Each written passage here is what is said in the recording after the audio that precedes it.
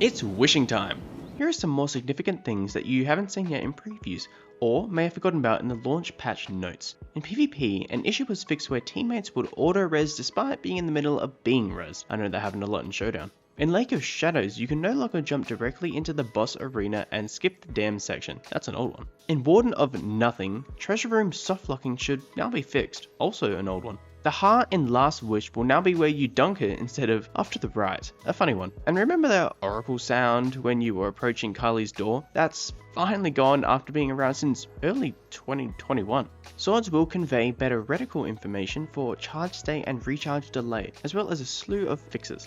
Monte Carlo now has controller rumble, sick. We can implement now properly works with collective action. Two-tailed fox won't revert back to void when stowed while empty. A couple of visual fixes for Quicksilver, which I never noticed. And apparently Tractor was missing a hipfire reticle?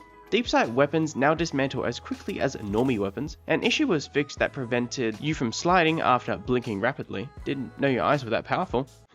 Abilities. T-Crash had its DR against players reduced, with it and Chaos Reach being fixed to use the correct tier of damage-based energy recharge. Shield throw in Sentinel Shield is no longer dependent on your discipline, now 3 seconds. Pocket Singularity melee got some major buffs with many complex words. Blade Fury's heavy suspend attack got the same thing as shield throw. We've all got some fixes, including fixing an early visual end, full damage from environmental hazards, and perch threadlings only appearing as 1 no matter the actual amount. The Veteran Flare Transmat effect is also back to use, after having disappeared once they became unlockable. Other stuff that may have been forgotten are Gunsmith engrams dropping from random chests on each world. I've even gotten Lekis from planetary materials. How'd that even get in there?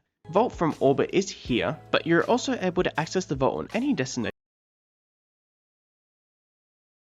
Speaking of the vault, I'm sure everyone noticed the low frames when inspecting an item in your vault last season, and sometimes your perks didn't even show up or you couldn't do anything like infuse the item sometimes. That seems to be fixed, although there is a slight frame drop when initially inspecting. In other places, it seems that under specific circumstances you have no primary ammo, just visually though.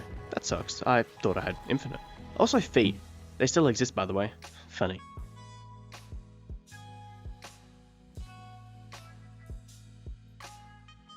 For now, that's all we have.